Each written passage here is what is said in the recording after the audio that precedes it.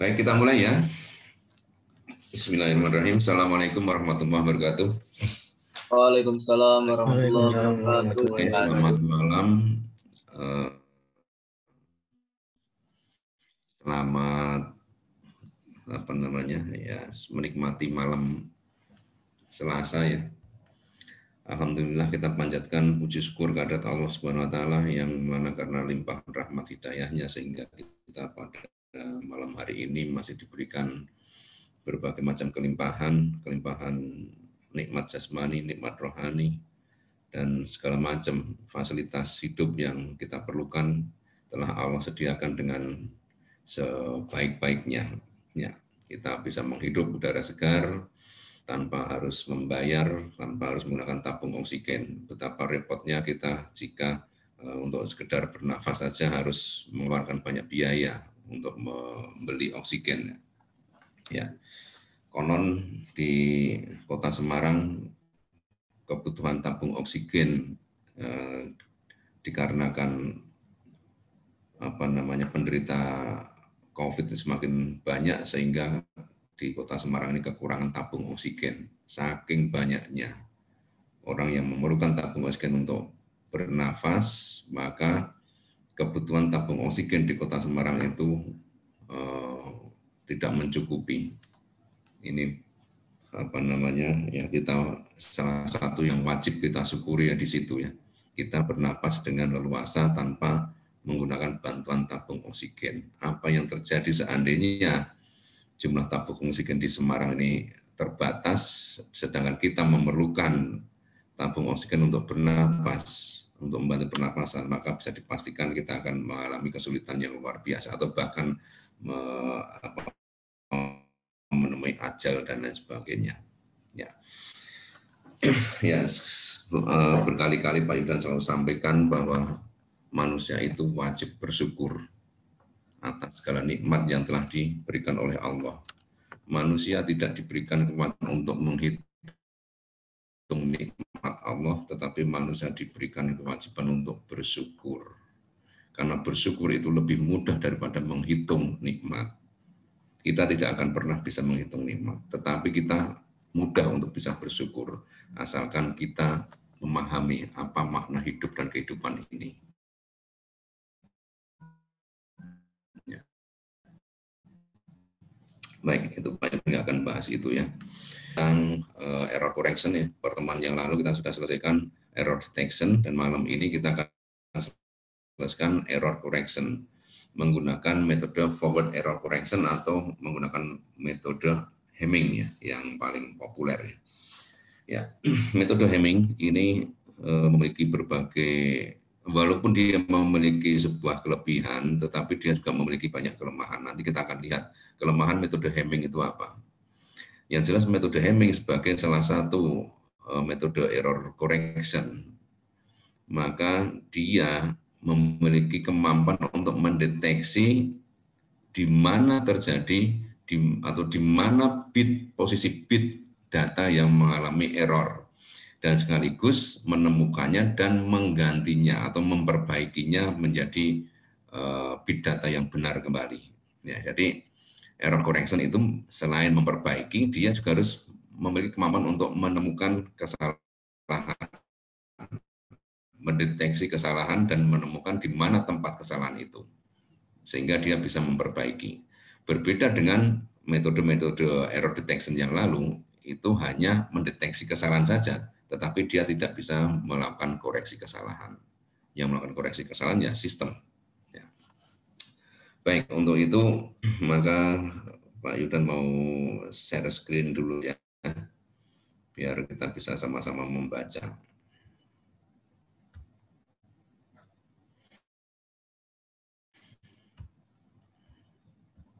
Ya, sudah kelihatan dari layar masing-masing?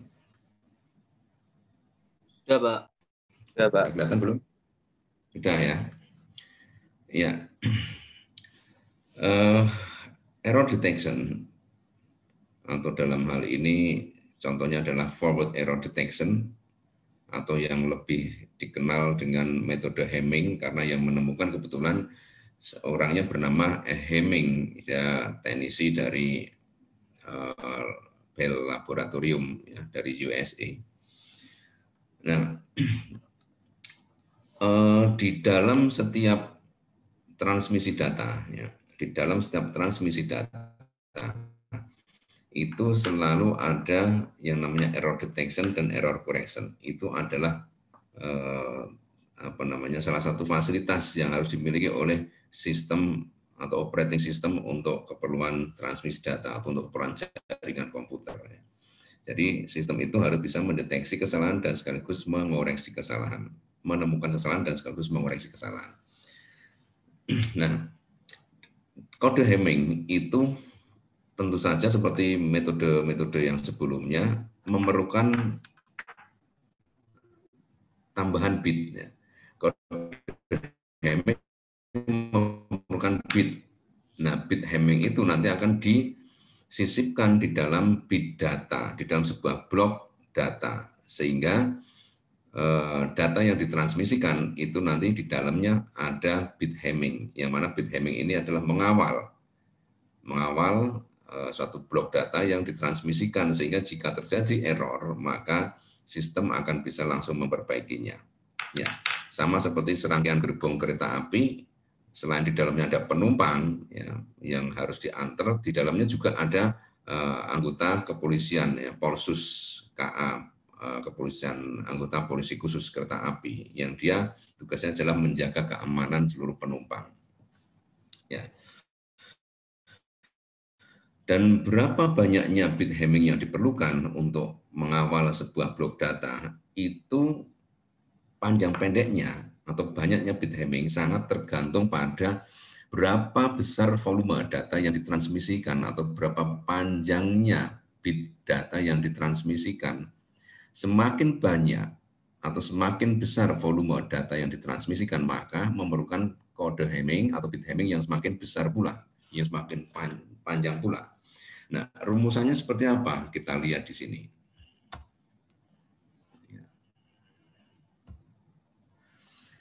Ya, banyaknya bit Hamming yang nanti digunakan untuk mentransmisikan data atau yang digunakan untuk mengawal dalam transmisi data, itu rumusnya adalah 2 pangkat N lebih besar atau sama dengan M plus N plus 1. 2 pangkat N lebih besar dari M plus N plus 1, di mana N itu adalah bit Hamming itu sendiri, banyaknya bit Hamming yang mau kita cari, sedangkan M itu adalah banyaknya bit data. Ya, M banyaknya bit data, N banyaknya bit Hamming. Misalkan kita akan mentransmisikan data panjangnya 100 bit. Ya, di sini contohnya, kita akan mentransmisikan data panjangnya 100 bit. Berapa bit data tersebut kita masukkan dalam rumus. 2 pangkat N lebih besar sama dengan M, M-nya adalah panjang bit data sama dengan 100, ditambah 1 ditambah N. N-nya berapa? Kita coba ya. Jika N itu kita gunakan 6, ya, jika N itu kita pilih 6, maka apakah 6 bit Hamming itu sudah bisa atau sudah cukup untuk mengawal 100 bit data? Ya, supaya kita bisa mengetahui jawabannya bisa atau tidak, ya, kita masukkan dalam rumus. 2 pangkat 6, seandainya bit Hamming itu 6, 2 pangkat 6 itu berapa? 2 pangkat 6 itu 64. 64 lebih besar dari, apakah lebih besar atau sama dengan 100 plus 1 plus 6, N-nya kan 6 ya. Jadi apakah 64 itu lebih besar atau sama dengan 107? Tentu saja tidak. Berarti bit Hamming 6 bit itu belum cukup untuk mengawal 100 bit data, maka kita naikkan. Seandainya N-nya 7. 2 pangkat 7. 2 pangkat 7 itu 128. 128. Apakah 128 lebih besar atau sama dari 100, 108, apakah 128 ya, apakah 128 itu lebih besar atau sama dengan dari 108? Jawabnya ya. Nah, berarti untuk mengawal 100 bit Hamming, kita tidak cukup dengan menggunakan, untuk mengawal 100 bit data, kita tidak cukup dengan menggunakan 6 bit Hamming, minimal harus 7, minimal 7 bit Hamming. Ya. Nah, sehingga di sini kita bisa melihat bahwa kebutuhan bit Hamming untuk mengawal atau mendampingi sebuah transmisi data itu besarnya adalah 7% dari kapasitas data itu sendiri. Ini sangat besar. 7% itu sangat besar. Ya. Kelihatan kecil cuma 7 bit ya, karena data yang ditransmisikan cuma 100. Tapi coba seandainya 1 mega, 7% berarti memerlukan 70.000 bit Hamming. Besar sekali 70.000 bit Hamming untuk mengawal 1 mega. Nah, sekarang kalau 1 giga berapa? Nah, sangat besar. Nah, ini akan tentu saja tingkat pemborosan bit Hamming ini secara tidak langsung juga akan membebani jalur komunikasi, sehingga rate-nya atau kecepatan transmisi menjadi berkurang karena dibebani dengan bit Hamming. Bisa dibayangkan, bisa dibandingkan dengan metode yang dulu, metode untuk error detection, yaitu metode parity. Parity hanya memerlukan 1 bit untuk mengawal seberapapun banyaknya big data, itu cukup 1 parity. Tetapi permasalahannya parity, metode parity itu tidak bisa mengoreksi jika terjadi kesalahan, hanya bisa mendeteksi saja. Oke, sekarang kita lanjutkan.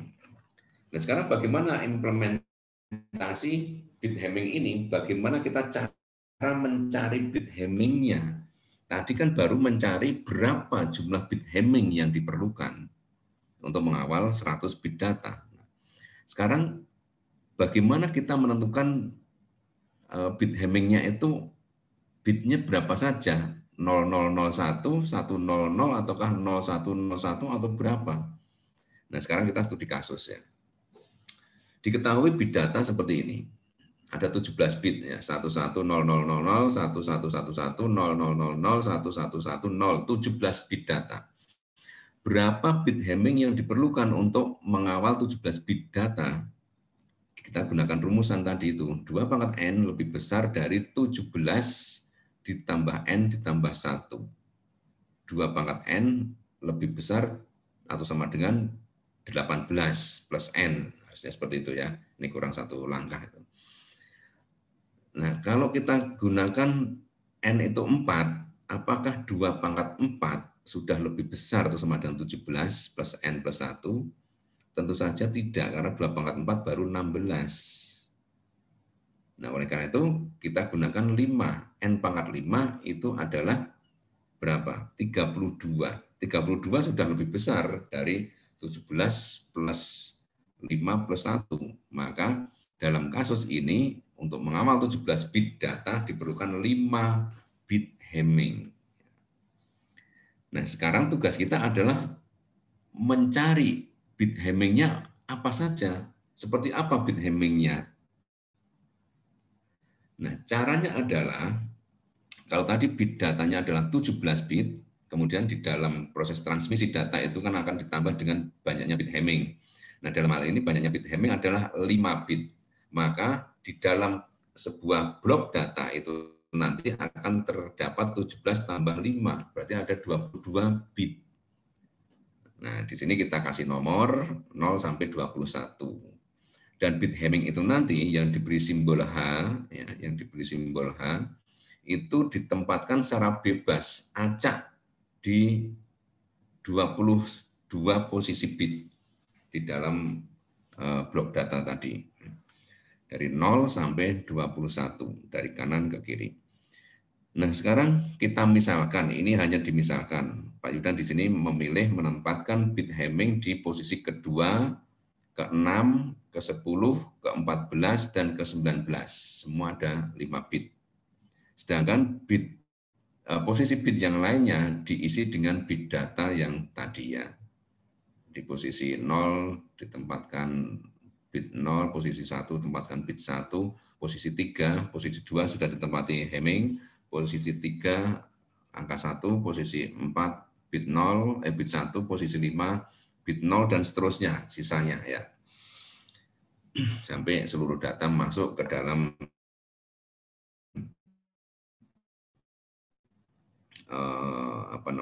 sekarang kita diminta untuk mencari, kalau begitu yang diberi simbol H itu sebenarnya bitnya apa? Bitnya berapa?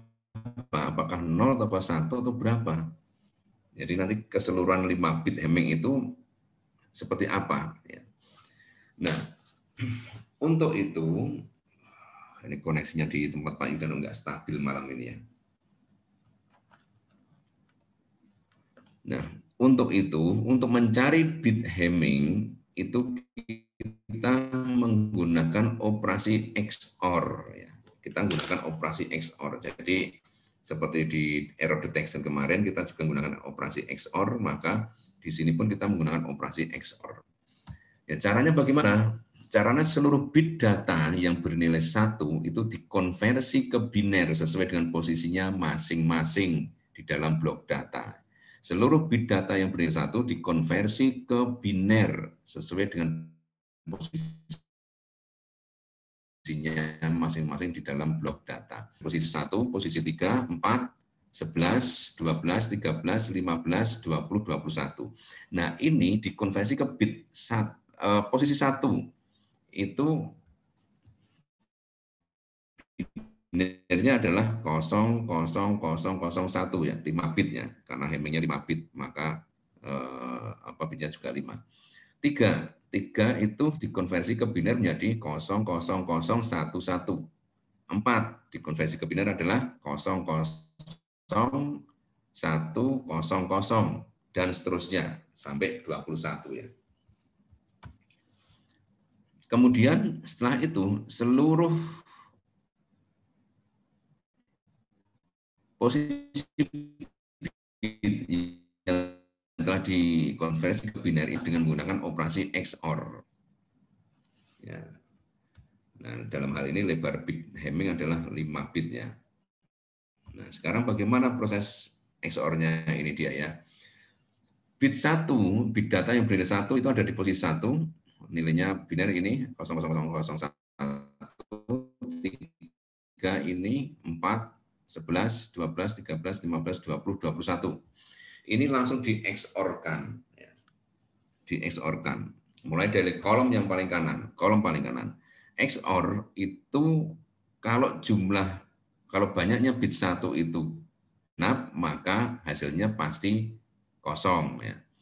Tapi kalau operasi XOR bit satunya itu ganjil, pasti hasilnya 1. Nah, kita lihat kolom paling kanan itu jumlah bit satunya, banyaknya ada berapa? 1, 2, 3, 4, 5, 6. 6 berarti kosong. Kolom kedua itu bit satunya ada 3, berarti 1. Kolom berikutnya bit satunya genap, kosong. Kolom berikutnya bit satunya juga genap, kosong. Kolom terakhir ada 2, bit 1, berarti kosong hasilnya. Sehingga kode Hamming di sini bitnya adalah 00010. 00010 itu bit Hamming yang diperoleh untuk mengawal blok data yang tadi itu ya. Nah, sekarang bit Hamming yang sudah kita dapatkan ditempatkan untuk menggantikan posisi H, posisi bit yang dikodekan H. Tadi kan yang dikodekan H itu ada di posisi 2, ini yang di warna merah ya. Posisi 2, 6, 10, 14, kemudian 19. Nah, itu diisi dengan bit Hamming yang kita dapatkan. Sehingga menjadi 00010 ya, ada 5 bit 00010. Oke. Nah, sekarang perpaduan antara bit Hamming dengan bit data menjadi seperti ini. Nah, sekarang untuk menguji apakah metode Hamming itu betul-betul bisa mendeteksi di mana posisi bit data yang keliru atau yang error, maka sekarang kita gunakan studi kasus. Misalkan bit yang ke-12, bit data pada posisi 12, ini acak aja ya, kita mau menggunakan contoh misalkan bit posisi 1 yang error atau bit posisi 11 yang error atau berapa terserah. Ini Pak Yudan di sini gunakan contoh. Misalkan bit data pada posisi ke-12 itu keliru ketika diterima di receiver, maka nanti kode Hamming akan bisa mendeteksi. Nah, sekarang pada kenyataannya ketika dikirim oleh pengirim atau transmitter, posisi 12 itu bit datanya adalah 1. Ya, posisi 12 adalah bit datanya 1. Nah, sekarang kita errorkan menjadi 0. Apakah nanti bit Hamming bisa mendeteksi? Ini ya. Ini. Jika diasumsikan bit data pada posisi ke-12 itu terjadi error pada saat ditransmisikan, maka pastikan bahwa pada bit posisi 12 tersebut benar-benar telah terjadi error dan diketahui oleh receiver. Nah, ini di sini caranya adalah bit yang ditransmisikan posisi 12 kita nolkan. Berarti error kan, tidak seperti data yang semula. Posisi 12 adalah bit 1, bit datanya 1, ini kita errorkan.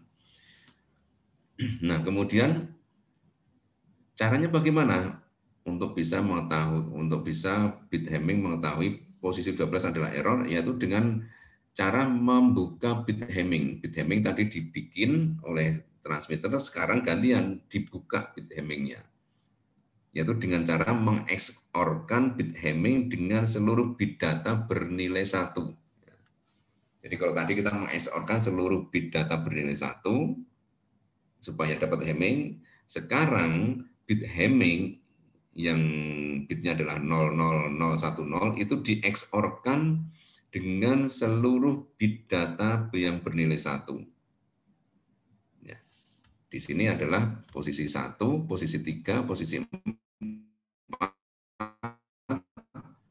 yang bernilai 1 ya, kemudian posisi 11, dan posisi 12 sekarang sudah nggak dihitung, tidak di-XOR-kan. Karena apa? Karena di sini bernilai 0, yang artinya error.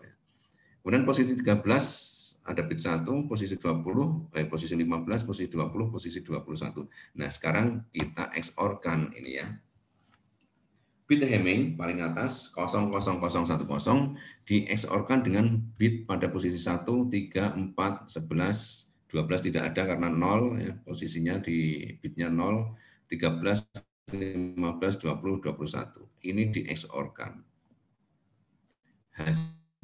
Hasilnya adalah 01100 ini nilainya adalah 12 ya. Karena 1 kali 2 pangkat 2 pangkat 2 adalah 4, kemudian 1 kali 2 pangkat 3 itu adalah 8, 8 tambah 4, 12. Jadi terbukti di sini bahwa bit Hamming atau metode Hamming bisa mengetahui di mana posisi bit yang error. Jadi di sini kesimpulannya, receiver telah mendeteksi bahwa benar-benar terjadi error pada posisi bit ke-12. Ya, ketahuan ya. Oke, gitu ya caranya ya. Ada pertanyaan sampai di sini? Nah, sekarang PR ya. Sekarang PR untuk kalian. Ini ya. Diketahui rangkaian bit data seperti ini. Ini ada berapa bit ini? 1, 1, 1, 1. Ini berapa bit ini? 1, 2, 3, 4, 5, 6, 7, 8, 9, 10, 11, 12, 13, 14. Ada 14 bit. Nah,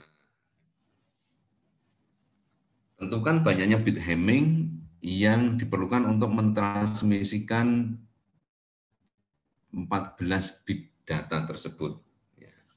Kemudian cari bit Hamming-nya itu apa saja. Kemudian seperti tadi diasumsikan misalkan di sini kalian diminta untuk membuktikan bahwa jika diasumsikan bit data pada posisi keempat itu mengalami error, maka receiver bisa mengetahui bahwa bit tersebut, bit pada posisi tersebut benar-benar error. Jadi caranya tadi itu ya, dan membuka bit Hamming dan kemudian mengeksorkan dengan bit ini nomor 4 jangan digunakan untuk bit Hamming karena posisi 4 ini sudah kita gunakan untuk studi kasus bit data yang error. Jadi nanti kalian menempatkan bit H, bit dengan kode H itu di posisi yang lain bebas, tetapi jangan di posisi keempat karena di sini untuk soal posisi keempat.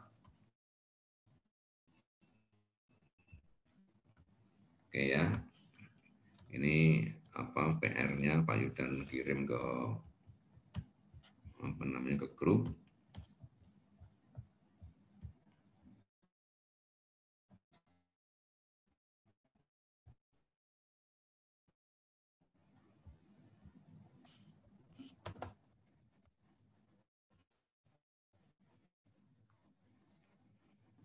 Ya. Terus nanti untuk materinya, jika tadi Pak Yudan terlalu cepat, misalkan kalian baca ulang di El Nino ya, di El Nino sudah ada, silakan nanti kalian masuk ke El Nino, baca di metode Hamming, dan kemarin kayaknya sudah baca kalian ya. Oke, itu materi pada malam hari ini. Maaf Pak, izin bertanya Pak. Ya, silakan.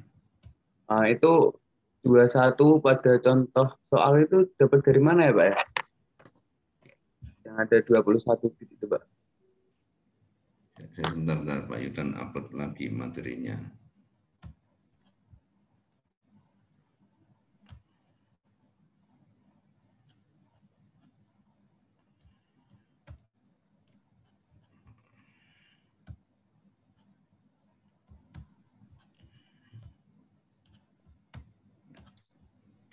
Di mana? Pada slide 3 Pak. Ya, angka 3. Ini. 0 sampai 21 itu dapatnya dari mana ya Pak? Loh, ini kan bit data yang mau ditransmisikan banyaknya 17 kan? Ini loh, Ya. yang di atas diketahui bit data sebagai berikut nih. 1 dan seterusnya ini ya, kita hitung ya. 1, 2, 3, 4, 5, 6, 7, 8, 9, 10, 11, 12, 13, 14, 15, 16, 17. Bit datanya ada 17, sedangkan bit Hamming-nya ada 5 bit. 17 tambah 5, 22. 22. Nah iya, 22 berarti kalau kita mulainya dari 0 kan berarti 21. Oh iya Pak. Oh iya Pak. Ya, Pak. Dari 0 ya Pak. Ya kan kita menghitung bit itu selalu dari 0 kan. Kan iya, masih Pak. pangkat yang terkecil pangkat 0. Oh iya Pak. Makasih Pak. Ya, 22 sampai 21. Nanti kalau tadi itu yang PR 14 bit data ditambah banyaknya bit Hamming berapa ya gitu. Oke, ada lagi yang masih bingung, silakan. Sudah tidak ada? Tanya, silakan dikerjakan. Terus, ya. Ini yang ada tadi untuk menentukan posisinya tadi gimana ya Pak? Agak lupa materinya. Ya, halo, gimana? Coba yang diulang. Untuk menentukan posisinya tuh loh Pak, yang semisal di posisi 12 tadi kan ada 0, 1, 1, 0, 0 itu tadi perpangkatannya gimana ya Pak? Agak lupa materinya soalnya. Iya.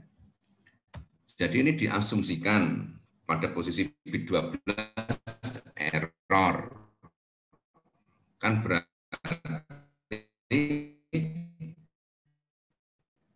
bitnya harus dibikin beda, ya kan, bit 1. Supaya bit 12 bisa error, maka bit 12-nya dikasih 0. Terus nanti baru dibuka bit hemmingnya. Nah, sama di sini di PR itu nanti yang kalian bikin error di kasus ini adalah posisi 4.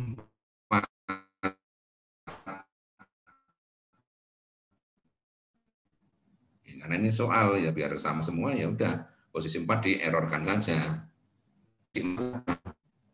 Ya nanti 14 ini ditambah dengan bit nanti. Ya, khusus untuk posisi 4 itu jangan ditaruh bit H, jangan ditaruh bit hemming karena itu sudah digunakan untuk studi kasus bahwa posisi 4 itu akan di-errorkan. Gitu ya. Izin bertanya satu kali lagi, Pak. Yang di slide 8 itu, Pak. Di slide 8. Slide 8 ini. Ya. Nah, itu yang 0110-nya 01100-nya itu tadi kan 2 pangkat 2 sama 2 pangkat 3 ya, Pak? Yang hasil XOR ini? Iya, untuk itu kan kita jadi tahu kalau errornya di posisi 12. Ya. Nah, itu tadi perkaliannya gimana ya, Pak? Agak lupa di situnya, Pak. Oh. Ya, oke. Kan kita menghitung dari kanan ya. Nah, kemarin waktu Pak Yudan jelasin CRC itu kan sudah dijelaskan ya, CRC. Sebentar.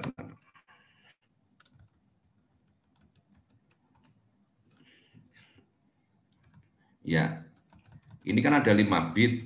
5 bit berarti pangkat tertingginya berapa? Kalau dimulai dari 0, paling kanan kan 0, posisi ke 0, ke 1, ke 2, ke 3, ke 4. 5 bit itu berarti pangkat tertingginya adalah 4, ya kan? Kalau 22, pangkat tertingginya 21.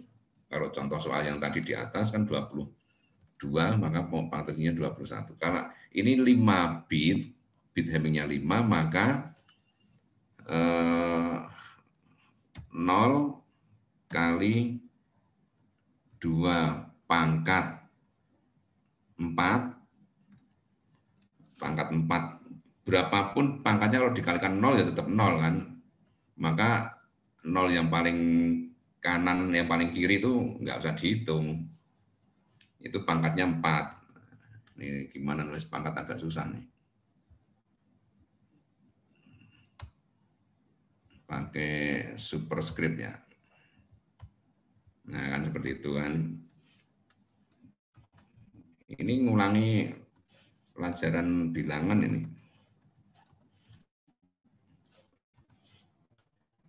Kemudian baru 1 dikali 2 pangkat berapa? 3, Pak. 3, ya kan? Ini di superscript lagi.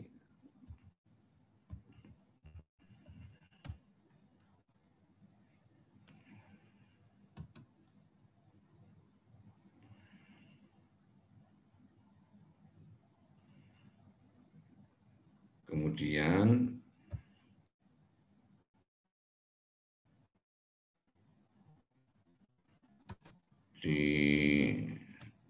aduh ini mana?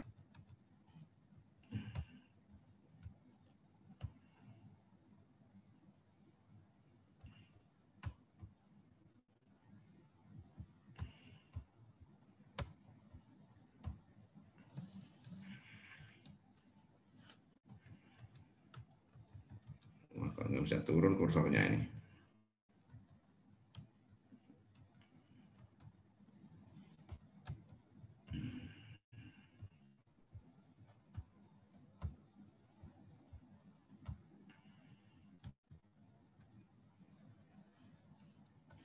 Ditambah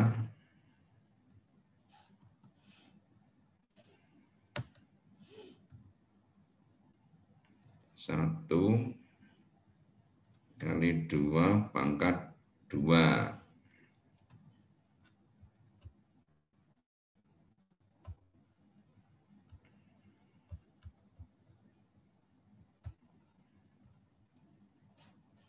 Ditambah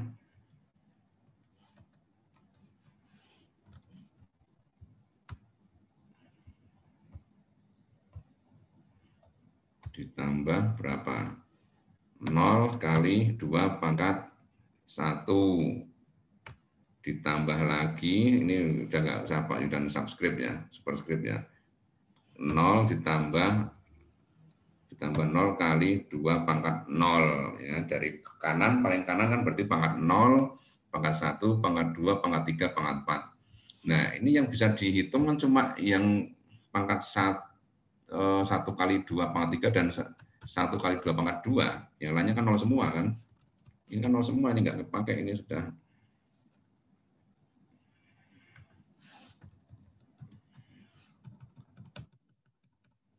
Dua pangkat 2, 4. 2 pangkat 3, 8. 8 tambah 4 berapa?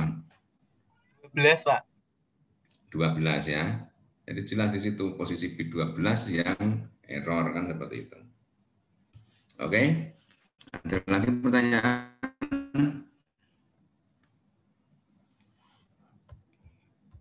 Oke, nanti dicoba-coba ya. Kemudian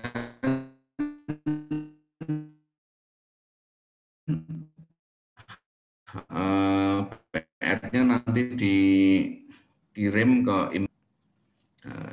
ke email Pak Yudan seperti yang dulu, tugas yang pertama ya. Dikirim ke email yang dulu, tugas kuliah. Mohon maaf Pak, suaranya putus-putus Pak. gmail.com ya. Kemudian nama email dan subjek email bagus, ini kondisinya nggak bagus ya. Ya. Halo, sudah bisa didengar? Mohon maaf Pak, suaranya putus-putus Pak.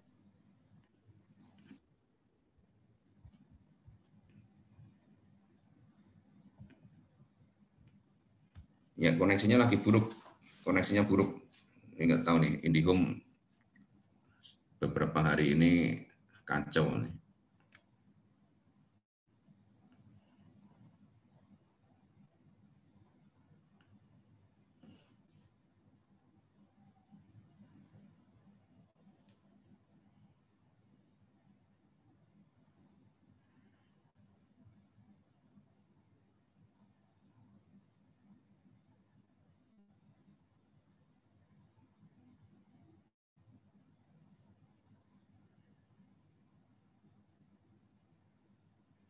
Jadi tugasnya ini adalah tugas 2 ya.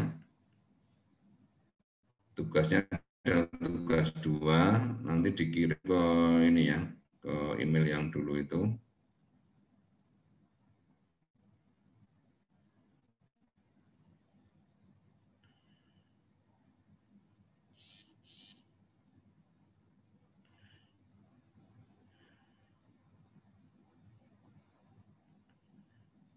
Ya.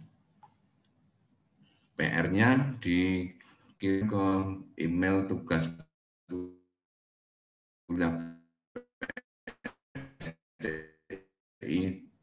@gmail.com.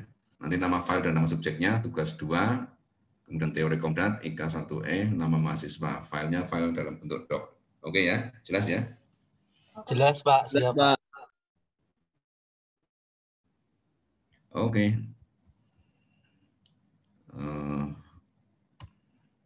Ya, kira-kira itu yang bisa Pak Yudan sampaikan.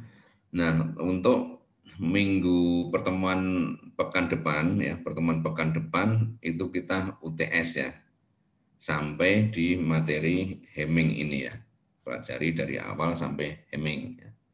Di materinya ada di El Nino, silakan nanti kalian pelajari di El Nino. Oke gitu, kurang lebihnya mohon maaf. Billahi taufiq wal hidayah. Assalamualaikum warahmatullahi wabarakatuh. Waalaikumsalam warahmatullahi wabarakatuh. Terima kasih Pak.